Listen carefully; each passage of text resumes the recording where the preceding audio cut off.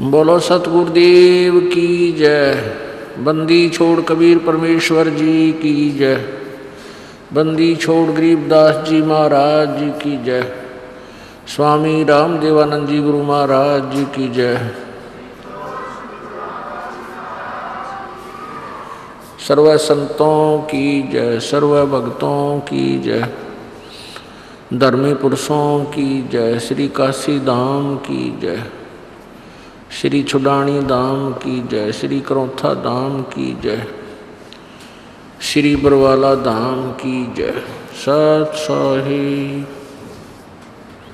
गरीब नमो नमो सतपुरुष को नमस्कार गुरु की नहीं। सुर नर मुनिजन साधुआं संतों सर्वसदी नहीं। सतगुरु साहिब संत सब दंडोतम प्रणाम। आगे पीछे मध्य हुए तिनको जां कुर्बान। नराकार निर्विषम काल जाल भयबंधनम निर्लेपम निज निर्गुणम अकल अनुबेशोन्दनम। सोहम सुरति समाप्तम सकल समाना नीरतलय उज्ज्वल हिरंबर हरदमम बेपरवा अथा है वार पार नहीं मध्यतम। गरीब जो सुमरे सिद्ध होई गणनायक गलता ना करो अनुग्रह सोई पारस पद परवाना। आदि गणेश मनाऊं गणनायक देवन देवा चरण कमलो लाऊं आदंत करूं सेवा। परम शक्ति संगीतम रिद्धि सिद्धाता सोई अवगत गुण अतीतम सत्य पुरुष निर्मोही जगदम्बा जगदीशम। मंगल रूप मुरारी तन मन अर्पों शीशम भक्ति मुक्ति भंडारी। सुर नर मुनि जन ध्यावे ब्रह्मा विष्णु महेशा शेष सहस मुख गावे पूजे आदि गणेशा। इंद्र कुबेर सरीखा वरुण धर्म राय जावे समरथ जीवन जी का मन इच्छा फल पावे। 33 कोटि आधारा जावे शेष 88 उतरे भव जल पारा कट है यम की फांसी। 33 कोटि आधारा जावे शेष 88 उतरे भव जल पारा कट है यम की फांसी। कर जोड़ूं विनती करूं धरूं चरण पर शीश। गुरु जी राम देवानंद जी महाराज ने दियो नाम बख्शीश। कोटि कोटि सिजदा करूं कोटि कोटि प्रणाम। चरण कमल में राखियो मैं बांधी जाम गुलाम। कुत्ता तेरे दरबार का मोतिया मेरा नाम। गले प्रेम की जेवड़ी झांखें चोभा जाऊं। तो करो तो बावड़ूं दूर दूर करो तो जाऊं। जो राखो तो ही रहूं जो देवो सो खाऊं। जय इब कै सतगुरु मिले सब दुख आँखों रोए। चरणों ऊपर शीश धरूं कहूँ जो केड़ी हो। कबीर साईं मिलेंगे पूछेंगे कुशलात आद अंत की सब कहूँ। अपने दिल की बात गुरु जी तुम ना बोलियो। चाहे लाख लोग मिल जाही हमसे तुमको बहुत हैं तुमसे हमको नाई। कबीर तुम्हारे विसारे क्या बने, मैं किसकी शरण में जाऊं। शिव ब्रंच मुनि नारदा, तिनके हृदय न समाऊं। अब गुण किए तो बहुत किए, करत न मानी आरे। बावे बंदा बख्श दियो, बावे गर्दन उतार। कबीर अवगुण मेरे बाप जी, बख्शो गरीब नवाज। जो मैं पूत कपूत हूँ, बौर पिता को लाज। मैं अपराधी जन्म का, नख सिख भरे विकार। तुम दाता दुखे बंजना, मेरी करो संभार। पिता परमात्मा सर्व सृष्टि रचनहार कुल मालिक कबीर देव, कबीर साहब, ये पूर्ण परमात्मा है, परम अक्षर ब्रह्म इनकी उपाधि है।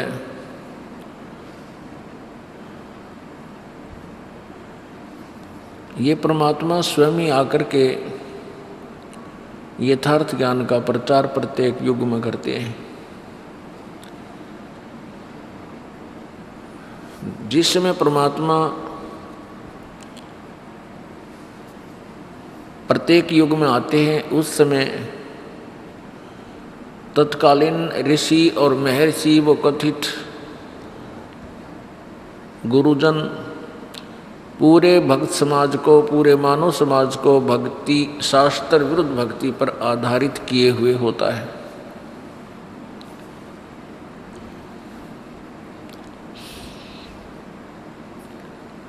परमात्मा आकर के यथार्थ ज्ञान समझाने की चेष्टा करते हैं, परंतु काल प्रेरणा से ये प्राणी उस अज्ञान को जो काफ़ी वर्षों से सुन रखा होता है, उसी को सत्य मानकर काल के जाल में फंसे रह जाते हैं। परमात्मा आकर हमें बताते हैं, भाई राम नाम रटते रहो, राम नाम रटते रहो, जब तक घट में प्राण। कब हो तो दीन दयाल के, भनक पड़ेगी कान।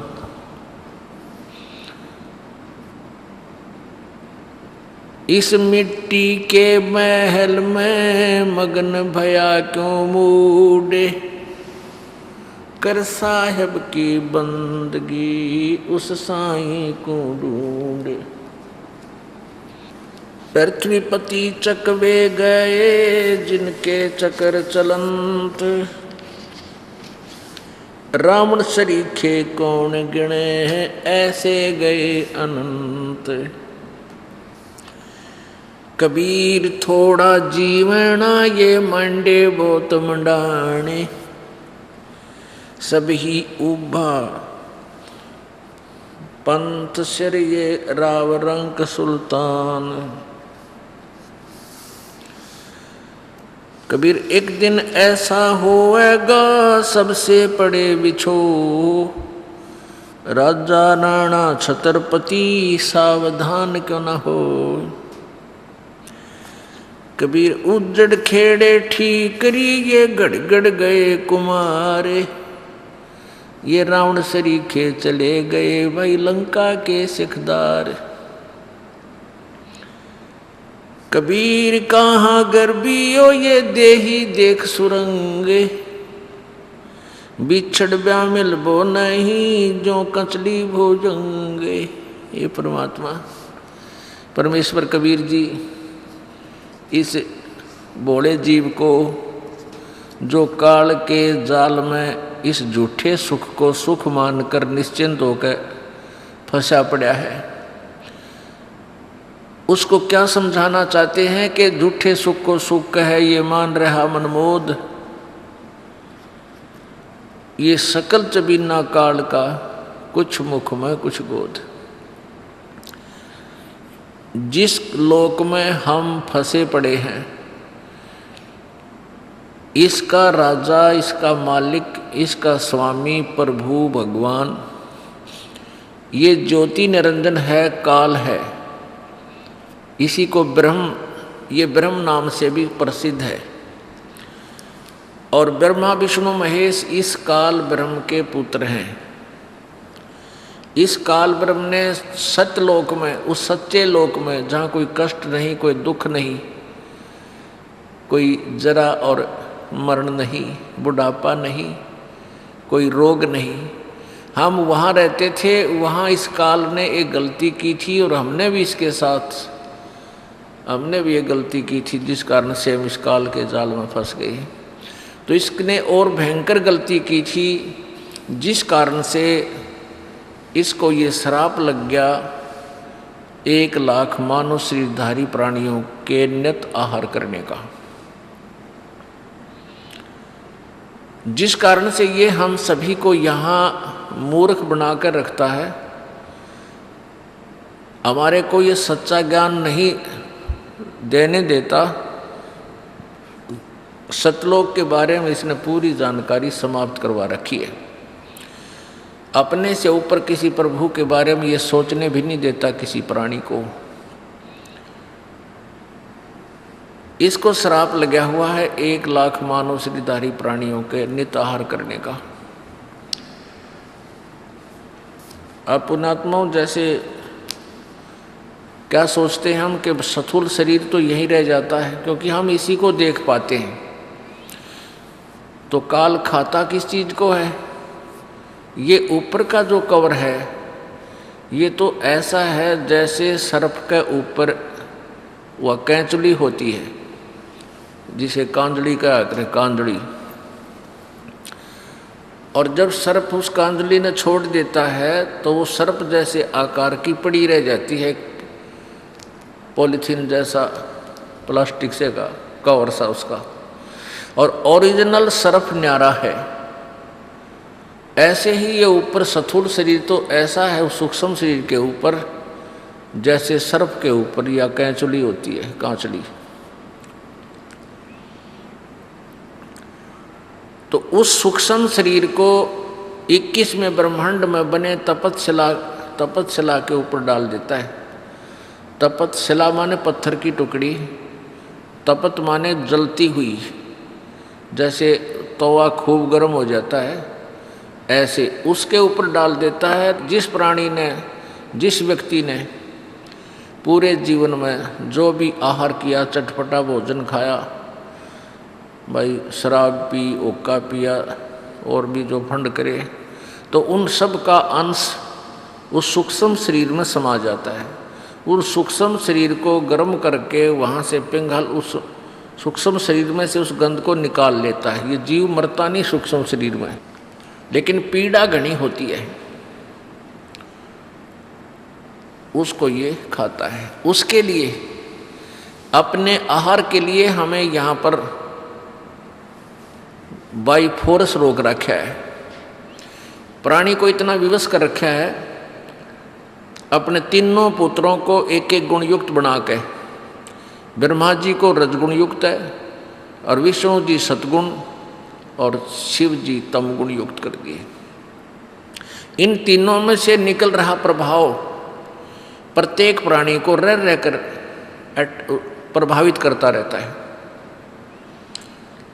जिस कारण से ये प्राणी जैसे कोई शराब पी लेता है या कोई नशे की गोली ले खा लेता है, तो उसके बाद उस प्राणी के बस की बात नहीं, वो कैसे बै की बात करता है, कैसे लड़खड़ा के चल रहा है, वो विवश है।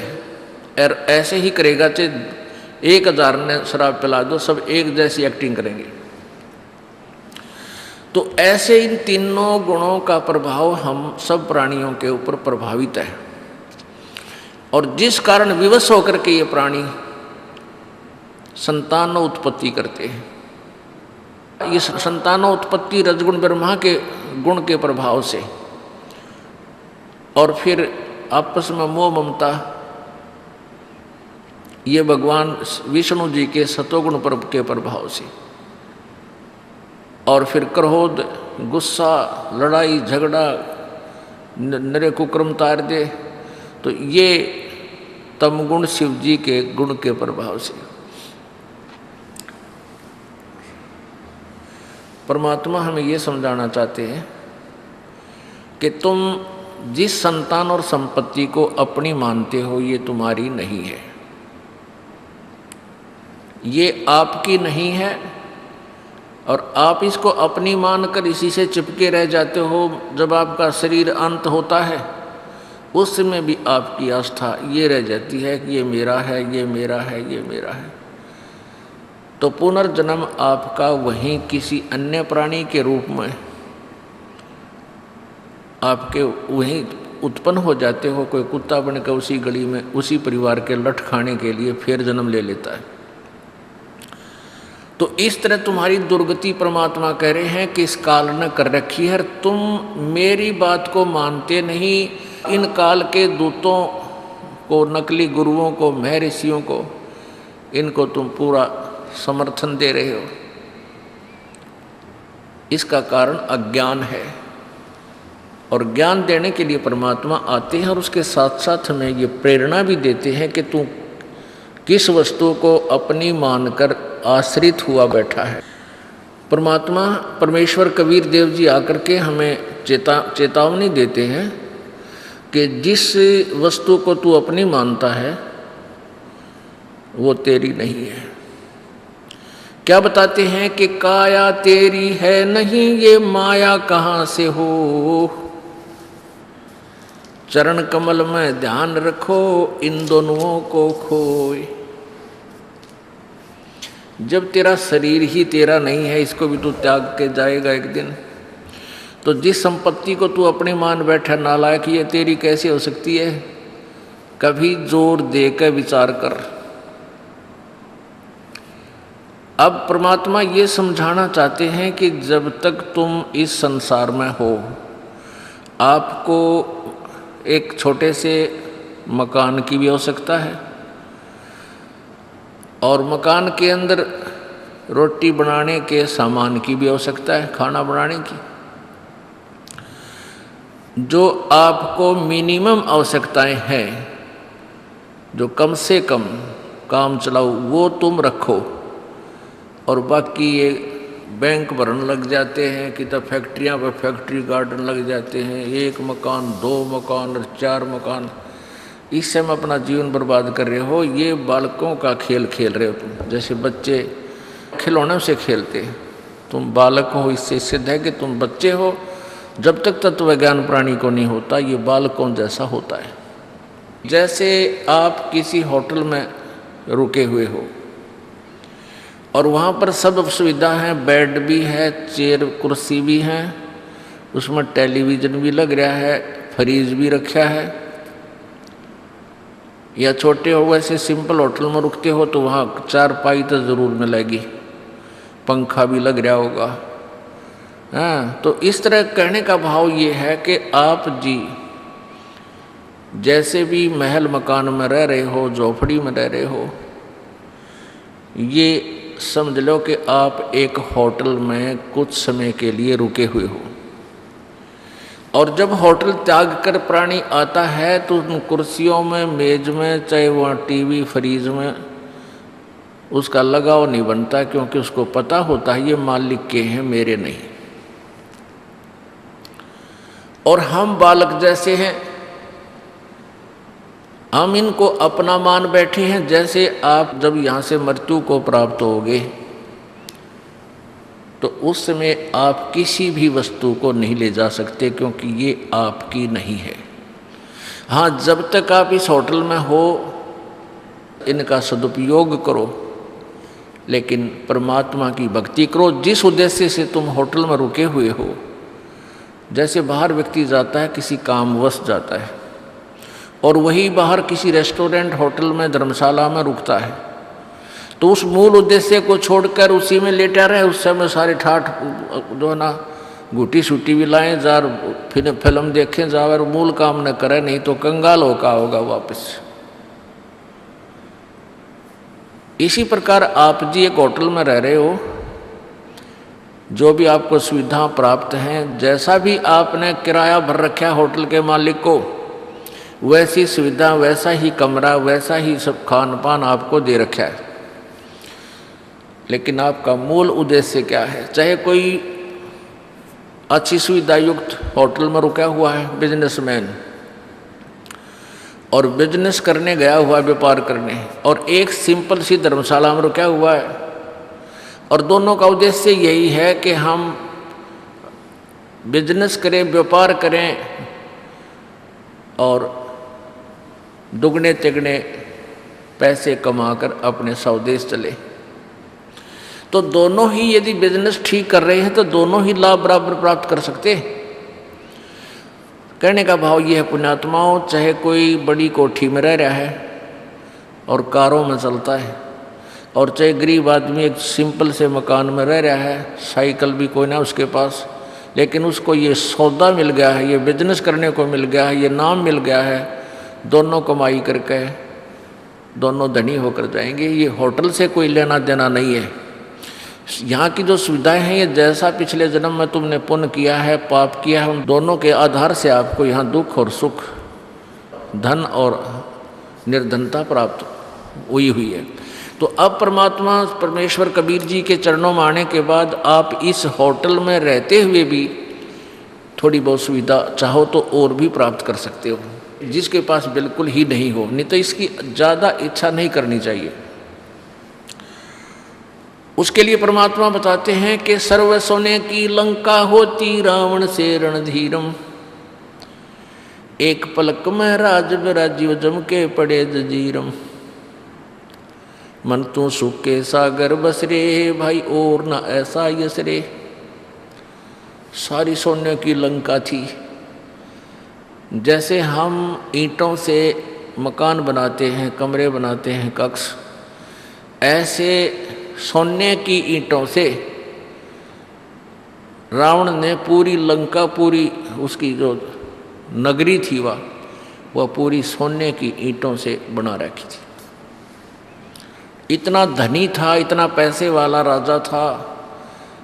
रावण की मंडियों में हीरे, पन्ने, जवाहरात ऐसे बिका करते जैसे आज करनाल की मंडियों में धान बिक गए और इधर गेहूँ बिक गए।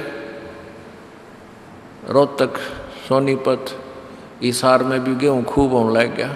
तो यहाँ जैसे गेहूँ और ज्वार बाजरा जहाँ होता है, उन मंडियों में जैसे उनकी अधिकता होती है, तो ऐसे रावण की मंडियों में हीरे, पन्ने, जवाहरात ने बिका करते हैं। इतना धनी था। और क्या कहते हैं, रति कंचन पाया नहीं रावण चलती बार, 1 ग्राम सोना भी रावण लेके साथ नहीं जा सका जब अंत समय उसका आया। तो कहने का भाव यह है कि पुण्यात्माओं, आप जी कति बच्चों वाला खेल खेल रहे हो। गुड़िया खेलत उम्र गवादी लाया नहीं विचार। परमात्मा कहते हैं कि तुम यहाँ संतान संपत्ति के ऊपर ही पूरा जीवन बर्बाद कर रहे हो। आप ऐसा कार्य कर रहे हो, आप इतने बालक हो, इतने अनजान हो। जैसे पहले समय में हम छोटे छोटे थे, उस समय लड़कियां ना तो स्कूल जाया करती, वो 14-15 साल की हो जाती, उन्हें ब्याह दिया करते ठाक है। तो उससे पहले बालक और छोटी होती थी तो घर के काम में भी वो सहयोग नहीं देती थी बालक होने के कारण। तो वो क्या करती थी, खेलती रहती थी। और खेल क्या था, जैसे लड़की का विवाह हो जाता है तो उसके लिए पहले एक बीमारी थी कि लड़की की आगे वाली कितनी हैं, जैसे सास, ननंद, फिर उनकी आगे, तो उन सब के कपड़े अलग अलग रखा करते, उन्हें तीड़ बोला करते। तीड़, एक सूट जैसे एक घाघरा हो गया, सब बाहर घाघरा हो करता, उसमें मेरे ख्याल 50 50 मीटर 40-50 मीटर कपड़ा एक घाघरे में हुआ करता। ईब तमर में 10 सूट बने उसके। तो पहले रिवाज ऐसी थी, समय समय अनुसार बदलती रहती है। तो उनको एक सेट होता था, उसमें एक घाघरा, एक उसको ऊपर कमीज, एक चुंदड़ी। उसने एक तीड़ बोला करते एक सेट को, तीड़। तो एक लड़की के जब वो भेजते थे अपनी बेटी को, तो उसका सारा सामान एक बार सारा रख के बाहर चारपाइयाँ पे और दिखाया करते सबको। और लड़कियां आती और औरतें आती वहाँ पर गीत गाती हुई कि उनकी लड़की कल जाएगी, आज उसके कपड़े दिखाए जा रहे हैं, तो वो देखा करते। तो उनमें क्या बताया करते, नो क्या करते, 30 तीड़ तो अगलियां की हैं। 30 तीड़ यानी सेट, एक घाघरा, एक उसके ऊपर कमीज और एक चुंदड़ी, ये एक तीड़ बोला करते हैं। उन्हें पैक कर देते हैं डायरे नारे सूतलियाँ थे या वैसे किसी डोरी रस्सी थे। तो कहने का भाव ये है कि ये 30 अगलियाँ की, 20 पछलियाँ की, इतनी लड़की की, इतनी फलाने की, वो नारे नारे दर देते। लड़की जाती वह साथ ले जाती, वो गुदड़गा अगला तो फिर और अगला चला जाता, वो चक्कर काटने में रहा करता। तो यह व्यर्थ की व्यवस्था थी। फिर भी जो हमारा उद्देश्य है उस प्रसंग पर आते हैं। तो छोटी छोटी लड़कियां जो होती थी वो देखती थी कि ये 30 अगलियां की तीड़ सेट और 20 पछलियां की, ये फिर लड़की के। तो वो क्या करती थी, जब कोई टेलर आता था घर पे उस लड़की के कपड़े सिलने के लिए, तो उसके छोटे छोटे टुकड़े बच जाते थे कातर सी। वो लड़की क्या करती थी, उन छोटे छोटे टुकड़ों को इकट्ठा करके और उनके 2-2-3 इकट्ठे कर उनको तीड़ बना लेती थी, सेट बना लेती थी। और फिर 20 लिखा अपने आप रोज संभालती उन्हें खोल के, ये 30 अगलियाँ की, 20 पछलियाँ की और 10 गुडिया की। उनको उठाकर रोज गिन लेती, रोज रख कर और फिर खेल लेती उनके साथ। और उस तीथड़े ने, उस इतने टुकड़े ने कोई निकाल लेती, दूसरी बहन या छोटा भाई 1-2 तीड़ उसकी निकाल लेता उस टुकड़ा ने। तो इतनी बुरी तरह रोया करती, वह पाँ पीटा रोए। तो माता पिता कोई पूछे भाई क्यों रो रही है बेटी, तो रोती रोती बताया करती है मेरी तीड़ निकाल ली इसने, तीड़ इसलिए रो रही हूँ। वह तीड़ ने त्याल एक इतना टुकड़ा, वह कातर सी, वह कटे हुए कट पीस की, उसने वह तीड़ मान रही थी, ओरिजिनल मान रही थी। इतनी कमज़ोर बुद्धि होती है बच्चे की, और ऐसे रो रही थी, बुरे हाल मचा रखा था। तो परमात्मा कहते हैं कि गुड़िया खेलत जन्म गवा दिया, तन लाया नहीं विचार। तो जो ये यहाँ की जो सुख सुविधाएं आप इन्हीं पर आश्रित हो, इन्हीं को परमात्मा से मांगने आ रहे हो, तो परमात्मा कहते हैं तुम तो उस गुड़िया खेलन वाले बच्ची लड़की के सतर के ज्ञान है तुम्हारा, इतने बालक बुद्धि के हो। तो परमात्मा क्या कहते हैं, क्या मांगू कुछ थिर न रहाई, ये देखत नैन चला जग जाई। 1 लख पूत 1.25 लाख नाती, उस रावण कै दीवान बाती। परमेश्वर कबीर जी कहते हैं अपने ऊपर आप ही अपनी महिमा आप ही बताते हैं, अपने आप ही उदाहरण बनते हैं कि यहाँ की किस वस्तु को मांगूं भगवान से, क्या मांगूं कुछ थिर ना रहाई, और देखत नैन चला जग जाई।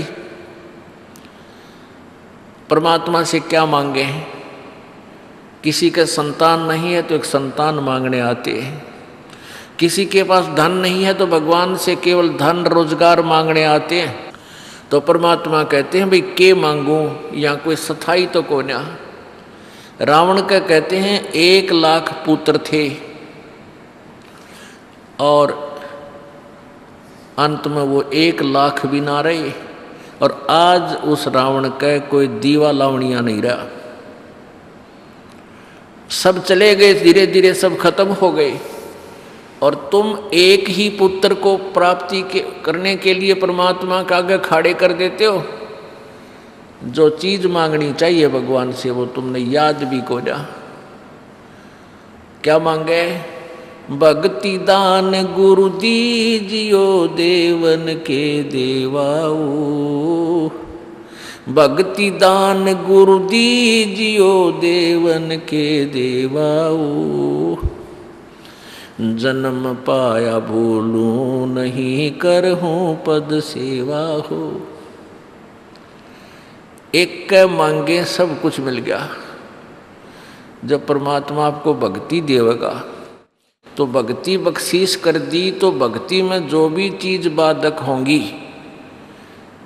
जिसके कारण टेंशन बनकर भक्ति बाधक बनेगा, तो उस टेंशन को एडवांस में आपकी खत्म करता चलेगा भगवान। इसका उदाहरण देते हुए परमात्मा कहते हैं कि मांगू कुछ थिर ना रहाई, देखत नैन चला जग जाई, 1 लाख पूत 1.25 लाख नाती, उस रावण के आज दीवान बाती। अब जैसे पुण्यात्माओं बहुत से उदाहरण हैं, आप याद को नहीं रखते, क्योंकि हमारी बुद्धि पर इतना दबाव प्रेशर है इस काल का कि हम थोड़ी सी देर सुनते हैं सत्संग तो याद एकदम आता है पुण्यात्माओं का, जिनके पाप बहुत अक्षीण हो चुके हैं। उनके तो हृदय में ठेस लगती है, बहुत कशक बनती है कि सचमुच या तो बात बिगड़ी पड़ी है। और जिनके अभी बुखार उतरा नहीं पाप कर्मों का, और वो आते हैं, नाम भी ले लिया है, ट्रीटमेंट जारी है, उपचार यही है, धीरे धीरे उनको भी एक दिन ये बातें सीधी अटैक करने लग जाएंगी आत्मा के ऊपर।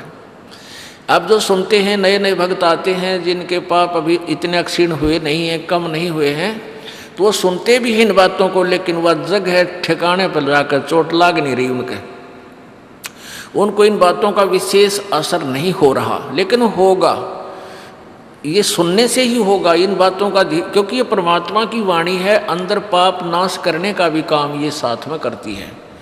कुछ पाप ऐसे हैं जो परमात्मा की वाणी से, इस प्रवचन से, सत्संग से ही समाप्त हुआ करते हैं।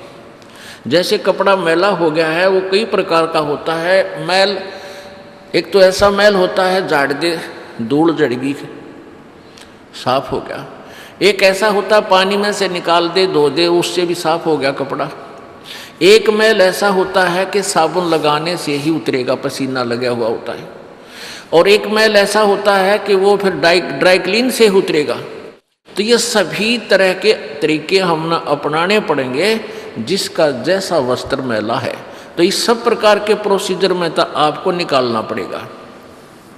तो सब प्रकार का मैल आपका छुटवाना है। जब ये सब छूट जाएगा तो आपको परमात्मा की एक बात रोज खटक जाया करेगी।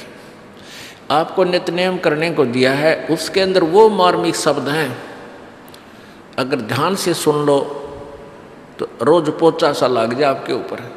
लेकिन हमने एक रूटीन बना लिया, यूँ करना ही है, उसकी रेल बना दे हैं, फटाफट फटाफट करके यूँ तो काम होया। चलो उसका भी लाभ अवश्य मिलेगा, लेकिन उसमें क्या लिखा है उसका रह रहकर असर हो आत्मा पे, ताकि जागृति बनी रहे, बुराइयों से बच के रहे, भक्ति में श्रद्धा बढ़े। इसलिए वो नित्य नेम सुबह का और शाम का, दोपहर का आपको दिया गया है। तो ये जो बातें आपको सुनाई जाती हैं, इनका असर थोड़ी देर रहता है, क्योंकि काल प्रेशर बहुत ज़बरदस्त है, तीनों गुणों का दबाव इतना ज़बरदस्त है। जैसे किसी की मृत्यु हो जाती है और सभी जब उसको लेकर जा रहे होते हैं, प्रत्येक आदमी के मन में एक बार अवश्य ही आती है, बताइए के लेकर गया बेचारा, कल तक हाय हाय मचा रहा था, हाय मेरा यूँ नो कर दूँ, रात सब कुछ छोड़ के चलेगा। और उसका वह करके काम तमाम जब उल्टा मुँह करते हैं, वो काल उसी समय बटन ऑन कर देता है, जो तेरा काम वो रह गया, वहाँ जाना है, ड्यूटी पर जाना है, वहाँ पानी की सिंचाई का समय आ गया, चल ट्यूबवेल चलाना है, 1 सेकंड में घिघी बांध के तो कुत्ती बड़ो बढ़ा दे और चल। फिर मनमाने कोई कदे कोई मरे, फिर याद आवे साल 2 साल में, या सत्संग में आने से वो बातें आपको रोज ताज़ा कराई जाती हैं।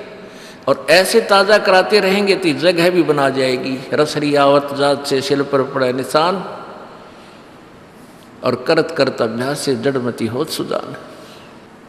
अब देखो बहुत से प्रमाण हम देखते हैं। अब पीछे से एक विमान दुर्घटनाग्रस्त हो गया, 166 में तक 8 आदमी बच भी गए।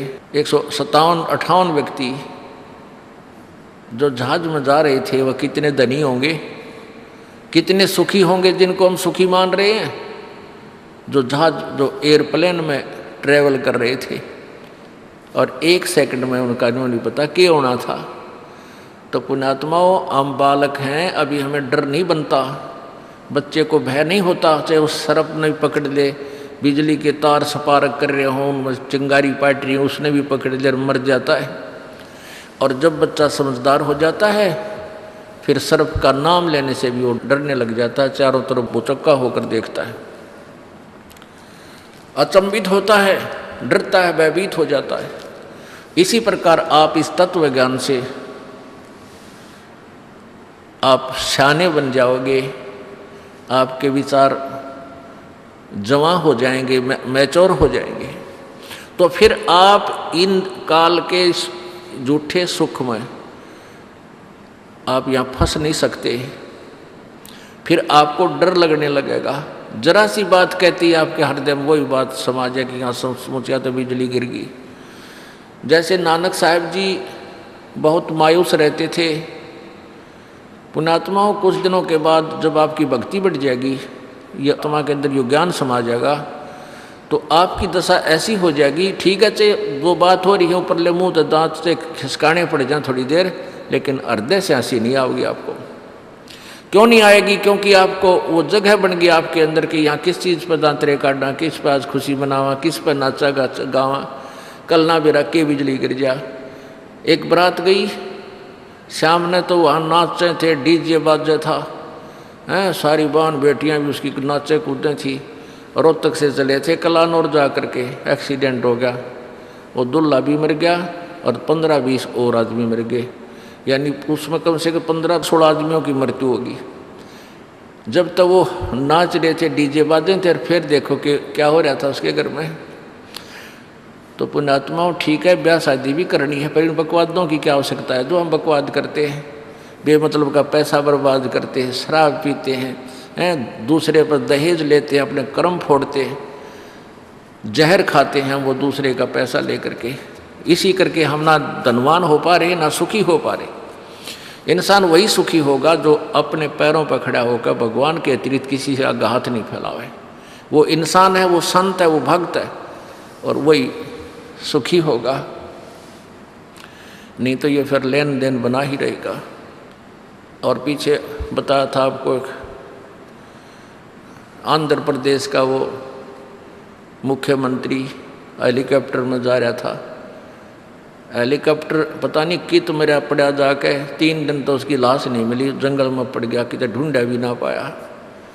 और कितनी उमंग थी उसकी, कितनी आशाएं थी, क्या करूँगा, ऐसे करूँगा, वैसे करूँगा, ना जाने कितना दुखी कर रहा होगा। और फिर उसकी 92 कुत्ता कौव्या लाश खाई उसकी। पुण्यात्माओं, भगवान से डर कर रहना पड़ेगा। जो भगवान से नहीं डरते वो बालक है, नादान है, उनको बहुत भयंकर पीड़ाओं का सामना करना पड़ेगा। मंगोलिया देश का एक पूरा कैबिनेट, उसमें 97-98 व्यक्ति एक के जहाज में जाओ थे किसी और का दुख व्यक्त करने के लिए, और सारे एक के जहाज में एक कब्र में मर गए। हाय हाय। और बाकी बच रहे हैं, मैंने सोचा भाई तुम लूट लो, लूट। परमात्मा कहें लूट सको तो लूटियो, या राम नाम की लूटे, पीछे फिर पछताओगे, प्राण जहांगे छूट। जिस लूट को तुम लूट रहे हो ये लूट नहीं है, ये लूट लूटो राम नाम की, परमात्मा की भक्ति, दान धर्म और सेवा की। या लूटी जाती या लूट है, इसको लूटो। अब जैसे हम किसी को कहते हैं, पता चलता है कि जी ये भगत जो है ना डांस करे था, इनका ब्याह था, नाचे थे, अब पुण्यात्माओं, मन इस दास क्योंकि टीचर है, धमकाने भी पड़ते हो, खुरकाने भी पड़ते हो, और ये भी कहना पड़ता है भी अगर ऐसे तुम मर्यादा भंग करोगे तो भगवान मदद नहीं करेगा तुम्हारी, या बेशक बताया करो। चलो, ये तो उन बच्चों को जो ज्ञान नहीं समझ रहे हैं, जिसने साल 6 महीने नाम लिए हुआ है, सत्संग भी कम सुन पाए हैं, उनसे गलती हो जाती है तो उनको तो खुरका धोखा का हम फिर सेट कर देते हैं, आगे से नहीं करोगे, आगे करोगे ऐसी क्रियाएं तो मालिक साथ नहीं देगा, आइयो चाहे मत आइयो, ये नियम है प्रभु का। तो ये तो हम तब तक कहते हैं जब तक आपका ज्ञान मैच्योर नहीं हुआ, और जो जिनका ज्ञान मैच्योर हो गया, ये दास के कहने की जरूरत ना पड़ेगी, आपका मन न को नहीं माने, आपकी आत्मा ही नहीं मानेगी कि ये बकवाद करूं। अब इतना बिगड़ गया मानव समाज, आज से 20, 30, 40 साल पहले जब हम बालक थे, छोटे थे, उस समय ब्याह शादियां देखी हमने ना, तो कोई डांस करने का मतलब भी नहीं, कोई अभद्र ढंग से कोई बोल भी नहीं सकता था गाँव में, और ईब बाप भी नाचे, माँ भी नाचे, और बेटी भी नाचे, सरेआम जुलूस काट दिया। अन्यों कहीं मॉडर्न हो गई, टट्टू हो गया थारा, सारा नाश कर दिया अपनी इज्जत का, सरेआम नाचे बेटियां भी, वो तो वैसे ही नाचा करती कहीं बंद कमरों में, और आज सरेआम लड़कियां नाच रही हैं, फिर उसको बड़ी खुशी मना रही है, क्योंकि इतना सतर गिर गया, ज्ञानहीन हो गए हम। तो हमने ये बकवाद, इस ज्ञान तक छूटेंगी, आपका मन ही नहीं माने किसी प्रकार का भी कोई जश्न मनाने की, जश्न मनाने को दिल नहीं करेगा। कैसे? जैसे ये घटनाएं आपको याद आती हैं। एक भक्त कह रहा था, जी हमने आज 11 वर्ष हो गए त्यौहार नहीं मना लिया, 11 वर्ष हो गए हमने त्यौहार नहीं मना लिया, और जिसके जो ये झूठे सुख को सुख मान रहे हैं और कोई चोट ना लगी है, वो देखे दिवाली न होली न बेगन तार दे हैं, पटाखे नारे फूक के हाथ जड़वा लें किसी और के हैं, किसी के छोर ने फूक दें कि तो कपड़ा माग लग जाए, कोई तो और जुल्म हो जाते हैं। और जिसके घर में यह घटना घट जाए 2 दिन पहले, वो बजा के दिखाओ फिर वो पटाखे। तो परमात्मा कहते हैं ये तो भाई 2 दिन आगे पाछे पटाखे सबके बंद होंगे, तो पहले क्यों ना हम सेट हो जावा, क्यों इसे बूढ़े गंदे लोक में, और क्या पे खुशी मनावें। तो ये ज्ञान से बनेगा, और ज्ञान होगा भाई सत्संग वाणी से। तो कह रहा था, जी जैसे कभी तो हमारे घर में मेरा पिता की डेथ होगी, और फिर 1 साल भर तो वो पैक हो गया, 1 साल कोई त्यौहार नहीं मनावांगे। कुछ दिन के बाद बहन का बटे होगी, अगले साल बहन का बटे वो मर गया, उससे अगले साल कोई और रिश्तेदार कति निकट के होगी, फिर घर में फिर दोबारा चाचा का नंबर आ गया। तो कहते 11 साल हो गए हमने कोई त्यौहार मनाए। तो पुण्यात्माओं, ये गंदा लोक है, यहाँ पर तो हम ढीठ होकर खुशी मना रहे हैं, यहाँ खुशी की कोई जगह नहीं। जैसे एक परमात्मा कहते हैं, बेटा जाया खुशी हुई और खूब बजाए थाल, ये तो आना जाना लगा हुआ है जो कीड़ी का नाल। एक का जो है ना 10-12 वर्ष के बाद पुत्र प्राप्ति हुई, तो उस पुत्र के यानी उस लड़के के दादाजी ने आसपास के 10-12 गांवों की न्योते दे दिए, उड़ा खूब खाना खुना खिलाया, शराब स्वरूप पार्टी, यानी खुशी का ठिकाना नहीं रहा। 1 वर्ष के बाद वो पोता मर गया, अब टक्कर मार रहा है वहाँ पर, मना ले खुशी, क्या की मनावे। तो नानक साहब जी ऐसे संत महापुरुष थे, भगत जन वहाँ आते थे, उनके विचार सुनते थे, लेकिन वो जैसे साधु संत ऐसे रहते हैं जैसे इसका कुछ गुम हो गया, जैसे ये बीमार है, इसको कोई तकलीफ है, उसको तकलीफ नहीं होती। कबीर परमात्मा के अपने आप उदाहरण देकर कहते हैं कि कबीरा वैद बुलाइया पकड़ के देखी बाँ, और वैद न वेद न जाने ही मेरा करक कलेजे माँ। कहते हैं डॉक्टर बुलाया, डॉक्टर ने नाड़ी देखी, बाँ पकड़ के, पहले ये थे थर्मामीटर हाथ से देखा करते हैं, और वैद कहता है इसका कोई बीमारी नहीं, और रोज सूखते आवे। कहते हैं कबीरा वैद बुलाइया पकड़ के देखी बाँ, और वैद न वेदन जाने ही मेरा कर कलेजे माँ। उस परमात्मा की और यहाँ के दुखों का जो दुख है, यहाँ के दुखों को देख देख कर कुत्ते ने देखे खाज किधर कीड़े पड़ रहे उसके हैं, किसी खाज लग रही है। ये भी पहले आप जैसे अड़े चौड़े हो कांडे थे और बढ़िया बढ़िया सूट गाड़ के चल रहे थे, भक्ति करी को नाच बिरान माटी करवा ली। तो ये बातें उनको तुरंत याद आने लग जाएंगी जिनकी आंखों का मोतिया बिंदु का ऑपरेशन हो गया, अर्थात जिनको तत्व ज्ञान हो गया। अब तो हम देखते हैं कुत्ते हैं, गधे हैं, सूअर हैं, बैल है, जोड़ रखा गाड़ी में भर रखा सामान, चलता नहीं था दे लट्ठा गद्दा है गधोरी उस पर।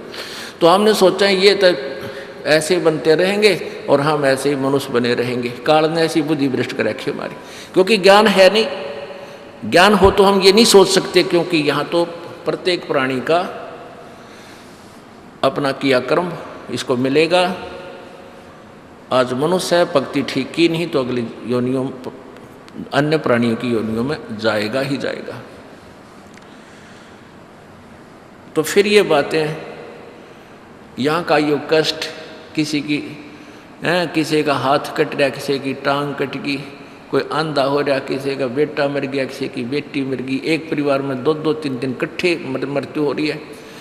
अब उस परिवार के स्थान पर आप अपने को सोचकर देखो जो जश्न मनाने की तैयारी में है, तो फिर ये बकवादें अब पलट जाएंगी। 90% जो हम वेस्ट करते हैं अपना समय इस पेट के लिए और इस संसारिक इन बकवादों को जोड़ने के लिए, ये 90% अपने आप शांत हो जाएगी। ना दहेज लेंगे ना देंगे। किसी के 2 कन्या हो जाती है, उसको नींद आनी बंद हो जाती है। ऐसा हमने अपने आप एक मकड़ी वाला जाल फैला के आप पे फंस बैठे उसमें दहेज के चक्कर में, क्योंकि हमें ज्ञान नहीं। हम किसी से आज पैसा लेते हैं, अगले जन्म में वो पैसा वापस देना पड़ेगा। किसी ने मान ले किसी को दबाव देकर दहेज का पैसा ले लिया, या वैसे 2 नंबर के काम करते ले लिया, लेकर दिया नहीं, अगले जन्म में वो पूरा करना पड़ेगा। किसी का गधा बन कर देना पड़ेगा, किसी का भैंस बन कर देना पड़ेगा, और या फिर अगले जन्म में वो दामाद बन कर ले जाएगा जिसको आज तुम दामाद बन कर ले रहे हो। तो इस पंगे में अनजान व्यक्ति दिया करे। परमात्मा ने जो आपको देना है वही देना है, आपके प्रारब्ध में लिख रखा है। उसमें आप अगर फेरबदल करने की चेष्टा करोगे दूना दुख उठाओगे। फेरबदल भी परमात्मा ही कर सकता है। शास्त्र विद अनुसार साधना करने से आपके भाग्य में ना होगा वो पुण्य, और परमात्मा करवा कर या अपने कोटे से देकर आपको यहाँ होटल वाली सुविधाएं अवश्य देगा, पर अधिक नहीं मांगनी चाहिए। तो ऐसे नानक साहब जी से किसी ने प्रश्न किया, क्योंकि नए नए भक्त बहुत जाते रहते हैं।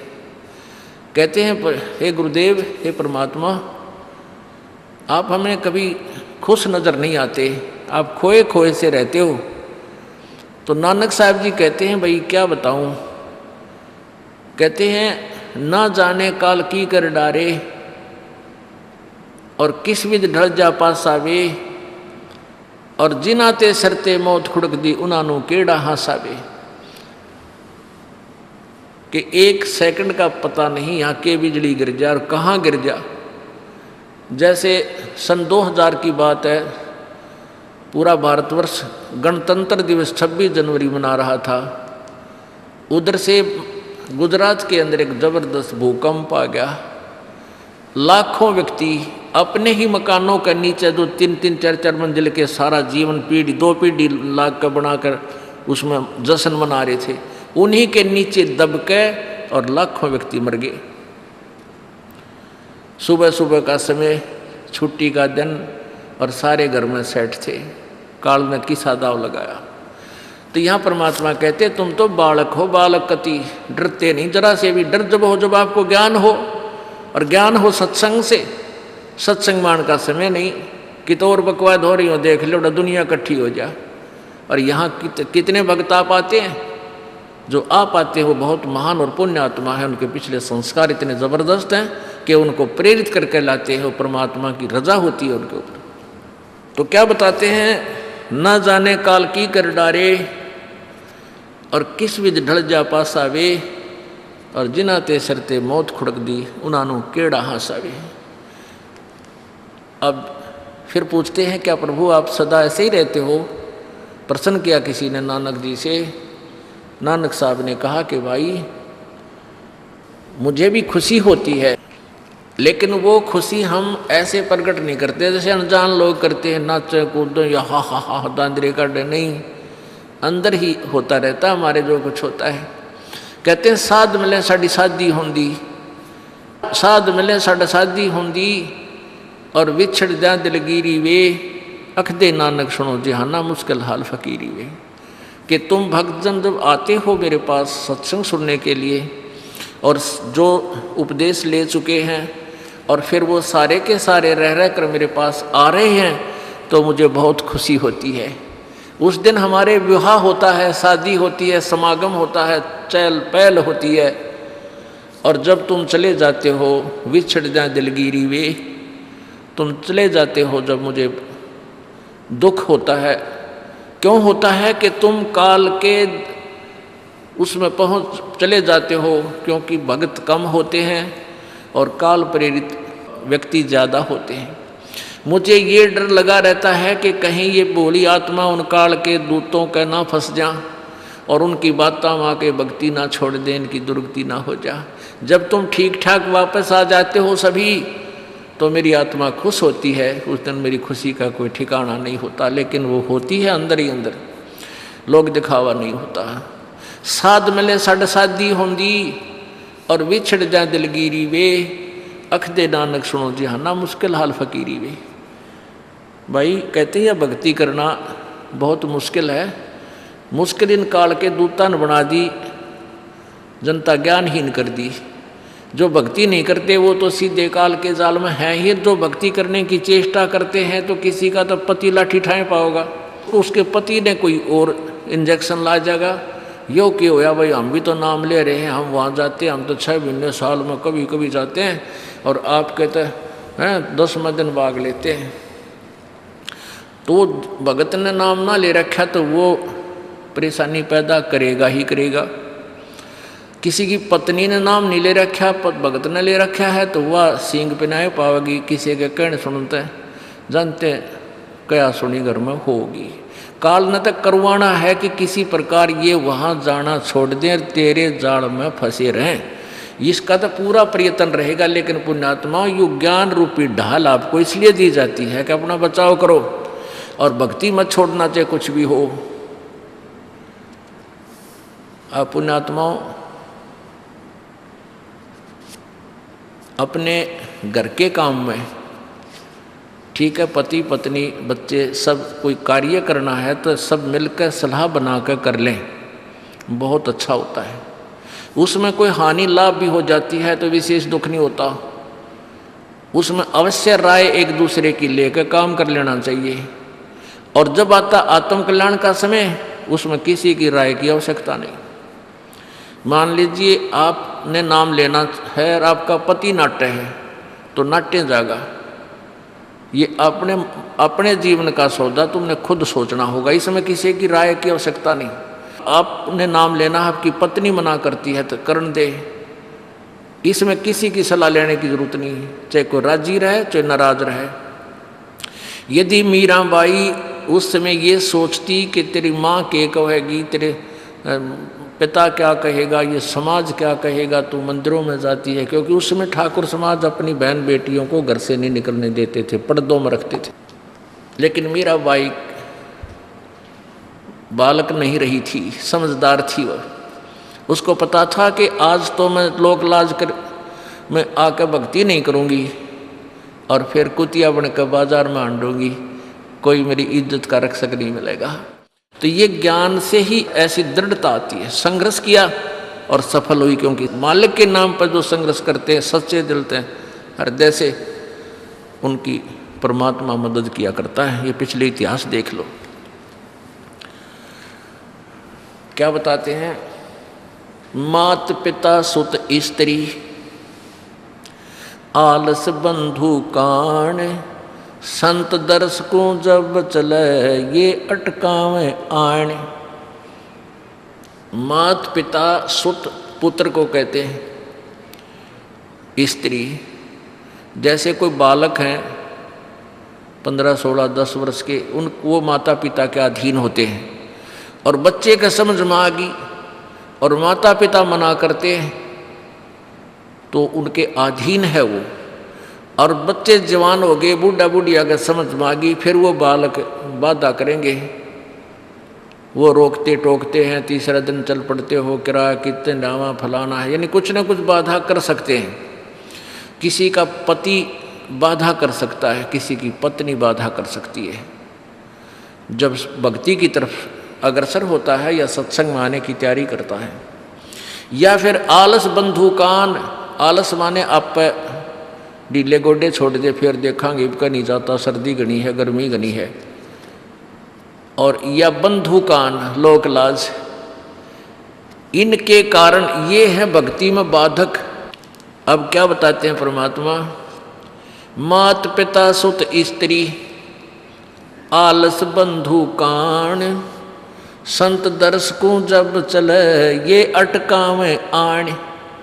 इनका अटकाया अटके नहीं, और संत दर्शकों जाए, कह कबीर सो संत है आवागमन नसावे। इनका अटकाया अटके नहीं, और संत दर्शकों जाए यानी सत्संग में अवश्य जावे, कह कबीर सो संत है आवागमन नसाए, उसका कल्याण होगा। आज मीराबाई जी का कितनी श्रद्धा और आदर के साथ नाम लिया जाता है। और यदि वो उसी तरह की क्रियाएं करती जो उस समय की बहन बेटियां लोक लाज में फंस का अपना जीवन बर्बाद करगी, आज वो कुतिया बनी आंड है। परमात्मा कहते नकबे सर नकबे बनी वह पैर थी हार हमेल, और सुंदरी से वह कुतिया बनी सुन साहिब के खेल। बीबी पड़दा रहे थी डोडी लगे थी बार, अब गातु गाड़े फिरती हैं बन कुतिया बाजार। वो पर्दे की सुंदरी सुनो संदेशा मोर, इब गातु गाड़े फिरती हैं वो करें सराय शोर। अब जो डोडी पर्दे जिनका लग गया करते, पर्दे में रहा करती थी, जो अपने आप को ऊंच घरों की बेटियां बहू कहा करती थी, उनका सत्संग की छीट लगी नहीं, करते बाहर निकली नहीं। पूर्व जन्म की पुण्यात्मा थी, उनको कोई रानी बन गई, कोई महारानी बन गई, कोई अच्छे घर में इस मायाधारी मस्करिया का जन्म हो गया। और वो भगवान से दूर रहने के कारण फिर अगले जन्म में कुतिया की योनि पाती है। तब तो पर्दों में रहती थी, उंगली भी ना दिखने देती, किसी बाहर कहीं हमारी बेइज्जती ना हो जा, मेरी पत्नी जो है सत्संग में चलेगी तो इज्जत का नाश हो जाएगा। और वह इज्जत फिर उगाड़ी अंड है कुतिया बनकर। कहते नकबे सर नकबा बनी पैर थी हार हमेल, 1-1 लाख के गहने पहरा करती, आज वो सुंदरी से कुतिया बनी देख साहिब के खेल। तो पुण्यात्मा ये इन बातों से डर लगना चाहिए। इन बातों से डर लगने लगेगा, मालिक में रुचि बनेगी और भजन करने को दिल करेगा। और ये लोग दिखावा जो ड्रामा है, नाचा कूदी, ये बकवाद मन में आवे को नहीं, ये कहने की आवश्यकता नहीं पड़ा। दास ने कैसा मत करियो, हाँ कहना तो पड़ता है एक बार बालक को, कुछ दिनों के बाद फिर आपकी रुचि ना बढ़े। इतना तो इस दास को विश्वास हो गया है कि परमात्मा के बच्चे भगवान को पहचानने लग गए, क्योंकि अब शिक्षित समाज है। आपको नाम दिया जाता है, नाम देने से पहले सब नियमों से परिचित कराया जाता है। और हमने ये पुस्तक बनाई है भक्ति सौदागर को संदेश, इसके प्रथम अध्याय में ही हमने नियमों का पूरा विस्तार से विवरण दिया है कि कोई भी पुण्यात्मा इस आश्रम की तरफ आएगा तो पहले तैयार होकर आवे। पहले क्या होता था कि भक्तजन समझाते थे नाम ले लो तुम्हारा कल्याण हो जाएगा, बड़े सुख होते हैं, यहाँ आ जाते थे उपदेश लेने। और यहाँ आकर के हम फिर उनको लिस्ट दिखाते थे, ये नियम निभाने हैं, तो भाग जाते थे कि नहीं हमारा भी ये नियम नहीं नंबर, क्योंकि वो उल्टे रंग में रंगे हुए वो सारे। तो अब उनको पहले ये लिख कर दे दिया कि तुम तैयार होकर आ जाना, तुम्हारा मन मानने तो आना, क्योंकि कल्याण होगा इस मर्यादा में रहने से। तो अब ये दास देख रहा है कि अब कितना डर लगता है बहन बेटी भाइयों को, बच्चों को। अब वो कहीं, क्योंकि समाज हमारा जो है सारा का सारा समाज काल प्रेरित है, उन्हीं क्रियाओं को कर रहा है जो ना करने वाली होती हैं। और हमारा भक्त एक घर में एक व्यक्ति ने नाम ले लिया और 5-6 व्यक्ति वो सारे शास्त्र विरुद्ध साधक हैं, तो उनके साथ संघर्ष बनता है बेचारे का जा करके। फिर भी वो इतना दृढ़ है, डरता है, आकर पूछता है जी मेरे पे ऐसी गलती होगी, मेरा नाम तो खंडनी हो गया, आगे से नहीं करूँगा। तो कहने का भाव ये है कि पहचानने लग गए तुम परमात्मा को और संघर्ष करना सीख गए, आप सफल होगे, देख लेना एक दिन। ये नाखून पालिश लगाते हैं, ओठों पर इसी बूंदी शक्ल बना लेते हैं, लाल वो लगा कर लिपस्टिक, इतना बेहुदी शक्ल बन जाती है। कहते हैं अब ऐसी मर्यादा बन गई, बहन बेटियां कहते हैं कि हम ऑफिस में जाते हैं तो ये लिपस्टिक वगैरह नहीं लगाते, नेल पेंट नहीं लगाते, तो क्या कहते हैं उस दूसरे कि तुम्हारे घर में कोई मर गया क्या? अरे थारा गजब भैया, ये बकवाद करने तो सारे जी जाओगे तुम, अकल खत्म होगी। यानी एक मर्यादा बन गई, जो ऐसे उल्टे काम ना करे उसने हे समझन लागे। निरंजन धन तेरा दरबार जहाँ तनिक नहीं न्याय विचार, सारे उल्टे काम में राजी रहे। लेकिन हमारी बेटियां अब संघर्ष करती हैं कि हाँ उनको ज्ञान हो गया, वो तो बालक हैं, कुछ भी कह सकती हैं। तो अब हम सबको बताते हैं ये ऐसा नहीं करना, क्योंकि पहले हमारा ज्ञान गाँव में ज़्यादा चला था। इस दास ने गाँव में जाकर प्रचार किया, तो वहाँ तो ये था को ना लिपस्टिक का फंड था, ना कोई नाखून पालिश लाया करती, मेहंदी मुंदी ला लेती, तो यार वो भी मना कर दिया हमने, समझा दिया कि इसका कोई फ़ायदा नहीं है, अपना भक्ति करो। तो वो तो सब एक साधारण सी बात ही छोड़ छाड़ दी। अब शहरों में फैल गया परमात्मा का जो ज्ञान है। अब शहरों से जो बेटियां आती हैं वो सारे तो नाखुना निशी बुरे हाल तो सनाए पाओगी। और इधर बिहार में तो और बेगन हो रहा है, कति बुढ़ी बालक सारे लाल ये नाखुना न कति न कुसूती तरह पेंट करके लाऊंगी, इन्हों चमकान दे। अब इनको समझाना पड़ता है कि ये नहीं करोगे तो मान जाते हैं कि नहीं आगे नहीं करेंगे हम, क्यों इनकी आवश्यकता भी क्या है? भगवान ने जो कितने सुंदर नाखून पहले बना के दे रखे, इन पर क्या फायदा और बकवाद करने की? तो मालिक ने जो अंग दे रखे हैं वो बहुत अच्छे बना के दे रखे हैं, इसमें हमको फेरबदल करें, ये हमारी वो लोग दिखावा मेकअप है, इसकी हमें आवश्यकता नहीं। अब तो हम आपको बता रहे हैं, समझा रहे हैं पहली बार, फिर आप पर सियाने हो जाओगे, आपकी अब पर रुचि ना करे। जैसे नानक साहब कहते हैं, ना जाने काल की कर डारे, किस विध डल जा पासा वे, जिना के सरते मौत खड़क दी नानू के डांसा वे। अब प्रसंग था कि साध मिले साड़ी शादी होंगी और भी छड़ जा दिलगिरी वे, अख दे नानक सुनो जहाना ये मुश्किल हाल फकीरी वे। तो नानक साहब क्या बताते थे कि तुम जाते हो यहाँ से सत्संग सुनकर, और वहाँ आप ऐसे समाज में जाते हो जो सब काल प्रेरित होकर के वो साधनाएं, वो क्रियाएं, वो ड्रामाबाजी करता है, जिससे मुझे डर लगा रहता है कि कहीं आपकी क्रियाएं भंग ना हो जाएं और आप काल के मुंह में चले जाओ। जब तुम वापस आ जाते हो तो मुझे बहुत खुशी होती है कि परमात्मा के बच्चे काल के जाल से बचे हुए, तो उस दिन खुश होता हूँ मैं। और तुम चले जाते हो तो मेरी एक तो वो ज्ञान कि यहाँ काल का लोक है, ना जाने कब जाना पड़ जावे, इस कारण से डर से अपनी भक्ति करता रहता हूँ। और एक तुम्हारी भी चिंता खाती रहती है कि कहीं काल के जाल में ये बालक फिर ना फंस जाएं। तुम वापस आ जाते हो एज इट इज़, तो फिर मेरी खुशी का ठिकाना नहीं रहता। साध मिले साड़ी शादी होंगी, साध यानी साधु संत, ये भक्त आप साध हो, साधु माने जो साधना कर रहा है, और साधु सोए जो सीधा चाल है, यानी जो और लोग दिखावा बकवाद नहीं करता, शराब मांस तम्बाकू नहीं पीता, और मेकअप वगैरह शरीर के वापस जरूरत नहीं। कहते पति भरता भावानी चोम चटक श्रृंगार, जो पति भरता यानी जिसने केवल अपने पति से ही लगा हुआ है, फिर उसने बकवाद करने की क्या आवश्यकता है? तो कहने का भाव यह है कि हम सच्चे ढंग से जब लगेंगे, फिर हमने अब पे इच्छा ना हो किसी वस्तु की। परमात्मा कहते हैं इस काया का गर्व ना करियो के काला के गोरा रे, और बिना भजन इसका कुछ काम ना आवे, चाहे एतर छड़को चारों ओरा रे। ये शरीर क्या है? ये गोरा दिखा है चाहे काला किसी का, इसने थोड़ा सा छोल के देख लो, एक जैसा कबाड़ सब में भरा पड़ा है, या ऊपर पालिश का फर्क रखे। अरे इससे नाम अच्छा बूंदा मान लेते हैं, नहीं, ये चाहे काला है चाहे टेढ़ा बेढ़ा है, चाहे किसा बूंदा काना लंगड़ा है, इसमें जब भक्ति कर गया वो सफल है, और इस मेकअप में लग गया रहा वो असफल है, चाहे वो कितना सुंदर दिखता हो। तो पुण्यात्मा परमात्मा कहते ये मिट्टी है, इस मिट्टी से हमने लाभ उठाना है, इसे सोना बनाना है, भक्ति रूपी धन कमाना है, तो इसी से कमाया जाएगा।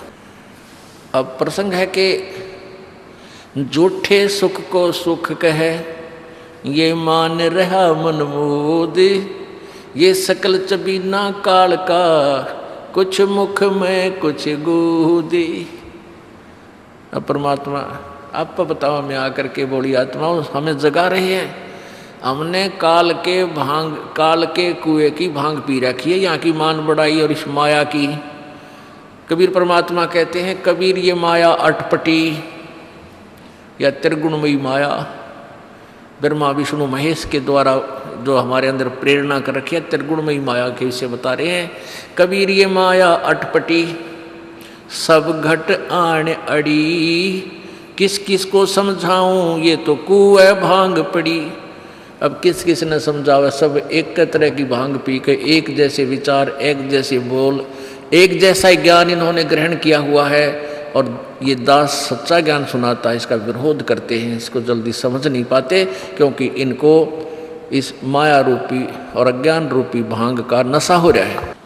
तो परमात्मा कहते हैं, कबीर ये माया अटपटी, सब घट आण अड़ी, और किस किस न समझाऊं या तो कुएं भांग पड़ी, यानी सब ने एक जैसा ही ज्ञान ग्रहण कर रखा है, सबके एक जैसे विचार हैं।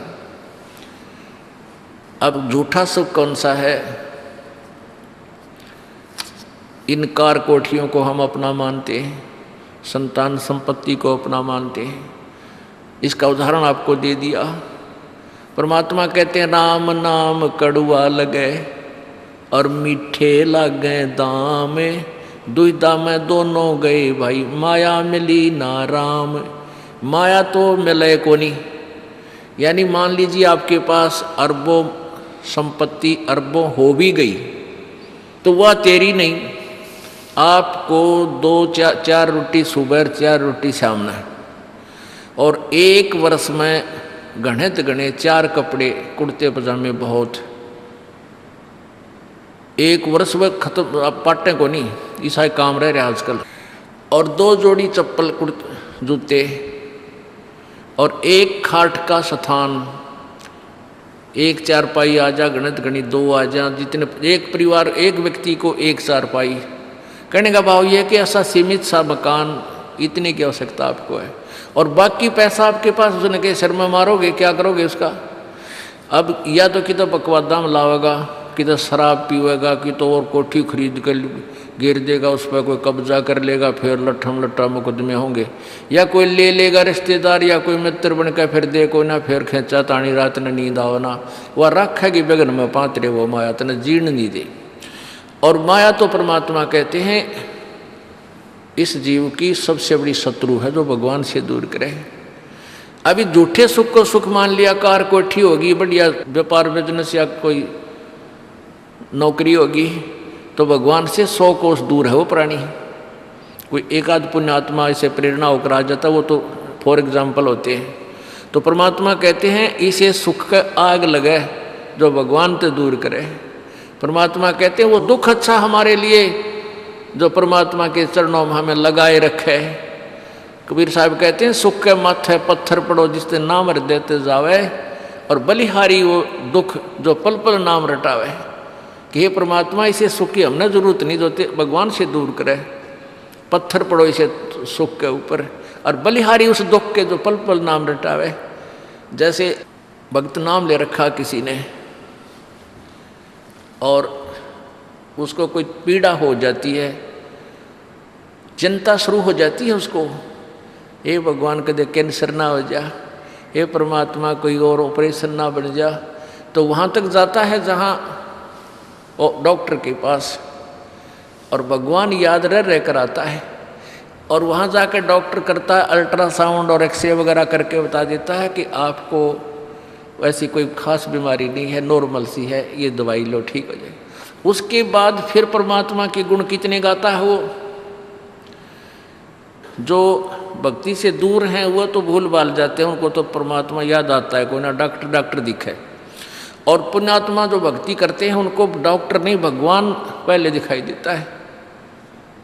पुण्यात्मा, आपके प्रारब्ध में, आपके संस्कार में मृत्यु है और कैंसर से है, और वो होगी, नाम ले रखा आपने, और डॉक्टर ने भी डिक्लेयर कर दिया कि कैंसर है भाई।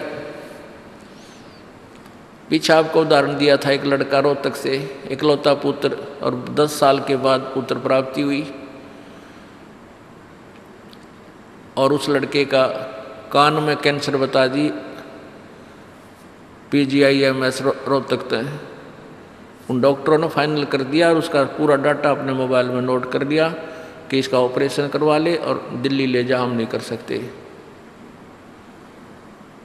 वो रोता हुआ यहाँ आए। अब क्या है कि ये काल बड़ा उस्ताद है, थोड़ा सा सुख होते ही भगवान ने भूलन लाग जाए। वो 5 महीना में आए हमारे पास रोहतक से, जबकि आए महीना आना चाहिए था। 5 महीने में पता करा भाई कितने दिन में आए, वो 5 महीने वाला गेला। हमें भी ज़्यादा खींचातानी करें भाई, इतना लेट क्यों हो गया, तो भगवान ने नहीं चाहिए तो फायदा क्या होगा। ये कुदरती है, जब इस महीने 2 महीने में आपका प्रेरणा नहीं उठी, लोर नहीं उठी आने की, तो फिर भक्ति कहाँ चल रही है आपकी। बंधन तोड़ कर आ जाओगे जिसके अंदर भक्ति चल रही है, चाहे कितनी दूर भी क्यों नहीं है इंसान। भारत में कोई दूर थोड़ा, कोई वीज़ा थोड़ा बनवाना दोबारा आने के लिए, और वो भी नहीं आ पाते हैं, फिर भक्ति नहीं चल रही उनकी। तो फिर रो दोनों, और लड़का भी रो और उसकी पत्नी भी रो, उसका बाप भी, दोनों। वो लड़का छोटा ही था, 12-13 साल का।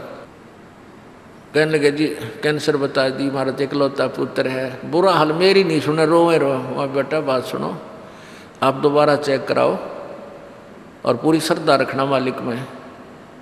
आप दोबारा ऑपरेशन कराने से पहले चेक जरूर करा लेना। ऑपरेशन नहीं मना करता मैं, और ऑपरेशन भी मालिक की दया से सफल होया करे इसी बूंदी बीमारी का। तो उनके यह बात जच गई, जानते डॉक्टर से कहा जी इसको ऐसे, वो रिपोर्ट दिखाई, और फिर कहा जी, वो डॉक्टर ने कहा अभी मैं दोबारा चेक कर लूँगा। मालिक प्रेरणा करता है कि एक बार चेक करना पड़ेगा, मैं ऑपरेशन करने से पहले चेकिंग फिर करूँगा। दोबारा चेक किया, उसने बताया इसका कोई कैंसर नहीं है, और कान की हड्डी बढ़े है, और 6 महीना में एक बार दिखा जाइए, तो आप पर ठीक हो जाइए। अब पुण्यात्माओं, अब उस परिवार को भगवान कितना प्यारा लगेगा, कितनी श्रद्धा बढ़ेगी। और आए महीने 2-2 चक्कर काटेंगे, तो इंसान तो होंगे, शैतान होंगे, तो फिर आपत्ति आओगी उन पर। भगवान से दूर होते ही फिर ये विरानमटी होगी। तो कहने का भाव ये है कि सुख के माथे पत्थर पड़ो जो ना मर देते जा, और बलिहारी उस दुख के जो पल पल नाम रटावे। संत शरण में आने से फिर आई टले बला, और जय मस्तक में सूड़ी होवा काटे में टल जा। ये मालिक की वाणी है, गलत नहीं हो सकती। इसका हम कितना लाभ उठा सकते हैं वो हमारी अपने अंतःकरण की जो है व्यवस्था के ऊपर डिपेंड करता है। हमारी कितनी भावना है, कितनी हमारी लगन है मालिक में।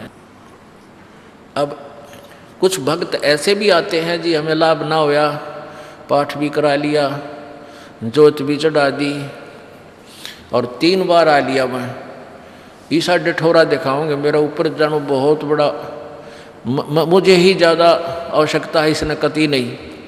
वो बेचारे बालक हैं 1ली-2री कक्षा के, वो कुछ भी बोल सकते हैं, उनको ज्ञान ही नहीं। और ऐसे लाखों लोग हैं जिनको निरे सुख हो लिए। तो परमात्मा तो वही है, एक ही ट्रांसफार्मर में तो सबको कनेक्शन दे रखा है, और जिसके पंखे कूलर चल रहे हैं वो भी उसी लाइन से जुड़े हैं, और जिनके नहीं चल रहे हैं वो भी उसी लाइन से जुड़े हैं। तो उनका कोई कनेक्शन डिफेक्टिव है, उसको फिर चेक कराएं, लाइट पावर वही है। कहते हैं सतगुरु के दरबार में कमी काहे की ना, अंसा मौज नहीं पावता तेरी चूक चाकरी में। कि इस परमात्मा के दरबार में किसी चीज़ की कमी नहीं। और परमात्मा आप बताते हैं कि यदि तुझे लाभ नहीं मिल रहा तेरी चूक चाकरी में, आपके अंदर कोई श्रद्धा में कमी है, आपकी भावना में कमी है, या आपका कनेक्शन लूज है, आपका कनेक्शन कट ऑफ हो गया, वह पावर आ नहीं रही। इस परमात्मा कबीर जी के शब्द कोश में असंभव शब्द नहीं है। इस कबीर परमेश्वर की डिक्शनरी में इम्पॉसिबल वर्ड नहीं है। ये वो भगवान है। और फिर भी हम इससे लाभ नहीं प्राप्त कर पा रहे हैं, तो हमारी कोई क्रियाओं में, हमारी भावनाओं में त्रुटि है। और जब तक देखो, सीधी सी बात है, हमने हैंडपंप से जल लेना है तो पात्र को नीचे ही रखना पड़ेगा। तो सतगुरु के दरबार में आके आपको अधीन होना ही पड़ेगा। अधीन होए बिना भगवान मदद नहीं करेगा। रावण ने भक्ति भी की, लेकिन उसमें अधीन्य की कमी थी, और अधीन्य की कमी उसको लेकर डूबेगी। नहीं, रावण जैसी भक्ति कोई 7 जन्म नहीं कर सकता, कितना साधक बन जाओ। जब परमात्मा के नाम पर यहाँ से काट कर चढ़ा देना अगले समर्पण, तो कहने का भाव ये है कि और फिर उसके अंदर जैसा किया वैसा फल उसको मिलता रहा, लेकिन अधीन्य नहीं आई, फिर सारी करी कराई खो दी। तो इसलिए हमारे अंदर विनम्रता यानी सच्ची लगन, अंतःकरण में सत्यता, छल कपट नहीं रखे। माड़ी सी भी अपने सच्चे दरबार में आवे, गुरु जी के प्रति कोई विकार, यहाँ कर कोई भी दोष नहीं देखे। यदि आप किसी में दोष देख रहे हो, वो दोष आपके अंदर है। एक चोर के यहाँ कोई व्यक्ति डट गया रात में, रात चलता शरीफ व्यक्ति, तो वो चोर सारी रात जागता रहा कि कहीं ये रात ने उठ कर तेरे घर में गड़बड़ ना कर जा, चोरी ना कर ले जा। और वो भला आदमी सामने सोया था, सवेरे उठा और सवेरे राम रमी करके चला गया, रात काटनी थी। अब वो दोष उस चोर में था कि कदे ये चोरी ना कर ले, रात ने तेरा सामान ना निकाल ले जा। और वो भला आदमी चैन से सो रहा, उसको लेना नहीं देना। तो ऐसे ही एक घर में चोर आ गया, रात चलता व्यक्ति था, वो था चोर, डट गया किसी के घर पे। उस भले व्यक्ति ने वो चोर ना दिखाई दे था, क्योंकि उसमें दोष नहीं था। उसने अपने घर में उसको रोका, गर्मी सर्दियों के दिन थे, वहीं जहाँ आप सारा परिवार सो रहा था वहाँ सो गया। रात ने उठ कर उन्हीं के घर में चोरी करके चोर जाता रहा। अब वो भले आदमी के मन में दोष नहीं था, वो ना जागया, क्योंकि उसने अपने जैसा दिखा था। और वो भला आदमी उस चोर के घर डटिया, तो उस चोर ने वो भला आदमी भी चोर दिखाई देता, वो दोष उसके अंदर है। तो इसी प्रकार आप किसी अन्य में कोई दोष देख रहे हो, वो आपके अंदर उससे अधिक मिलेगा। ये टटोल कर देख लेना। जब आपके अंदर कोई दोष है नहीं, तो आपको दूसरे में दिखे को ना। ये एक अपना दर्पण है अपने अंदर के विकार देखने का। परमात्मा कहते हैं, बुरा जो देखने में चला, बुरा ना मिलिया कोई, और जब दिल खोजा अपना, मेरे तो बुरा नहीं कोई। जो क्रिया हम बुराई करते हैं, हम दूसरे में देख लेते हैं, 20 आगे गावांगे, देख रहे हो वो नो करो थी, वो नो करो था, और वो आप 20 करे उतने। तो हमने पहले अपने अंतःकरण को साफ करना चाहिए, फिर और करें तो अपने आप बढ़ेगा। तो हम ठेकेदार ना बनकर अपनी भक्ति करें और परमात्मा को पाने का प्रयत्न करें, यहाँ से पीछा छुटवाने का। ये व्यवस्था तो मालिक की है, वो किसने कैसे क्या सेट करना है। तो इस प्रकार यहाँ आते हुए भी लाभ नहीं हो रहा, फिर भी आपकी कोई कमजोरी आपको सेध रही है, दुख दे रही है, बाधक बन रही है, उसको ठीक करो। अब प्रसंग चल रहा है कि झूठे सुख को सुख है, ये मान रहा मनबोध, ये सकल चबीना काल का, और कुछ मुख में कुछ गोद है। अब परमात्मा क्या बताते हैं,